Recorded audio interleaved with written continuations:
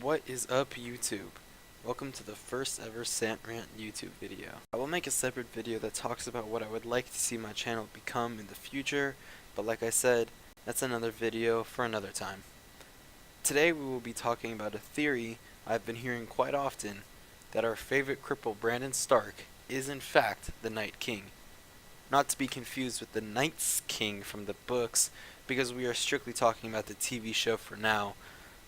So I browse Reddit and YouTube videos and YouTube video comment sections, and I see a lot of people talking about how Bran could turn out to be the Night King.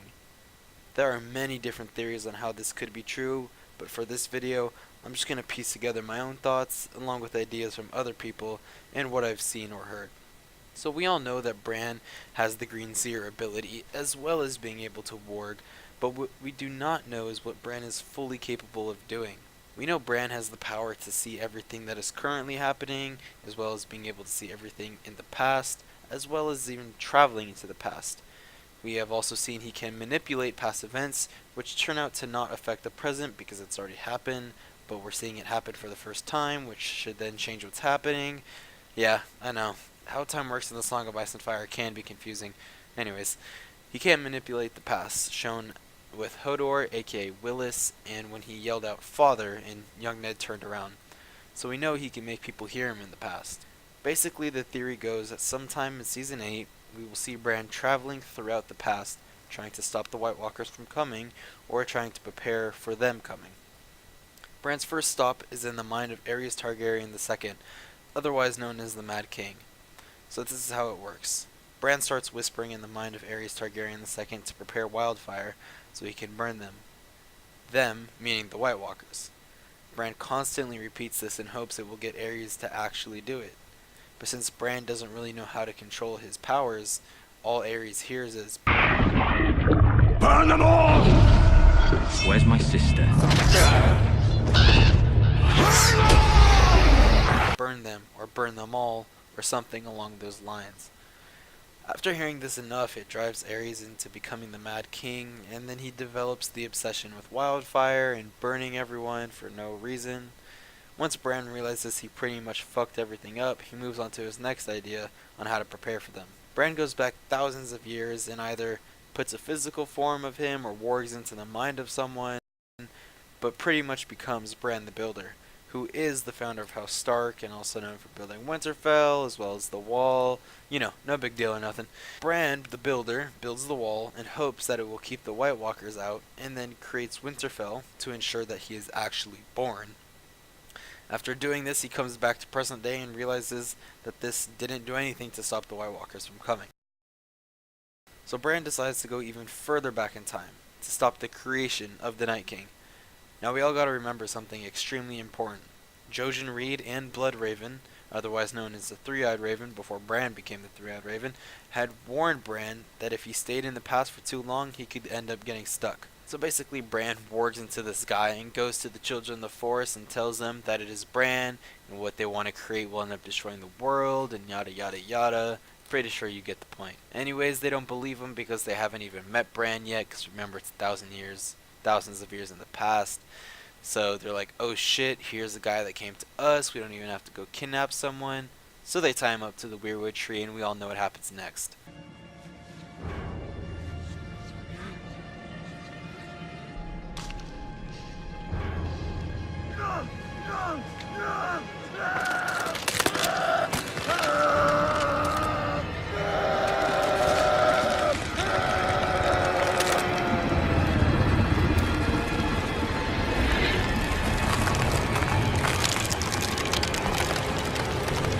At this point, Bran is freaking out and he's trying to leave the past and trying to unwarg, if you want to call it that, out of the sky, but he can't because, yep, you guessed it, he stayed too long in the past and got stuck.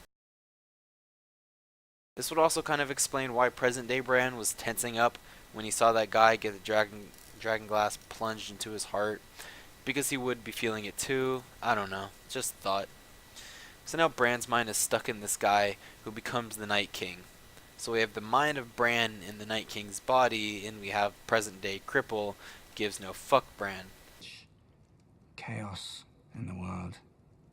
I can only imagine. Chaos is a ladder.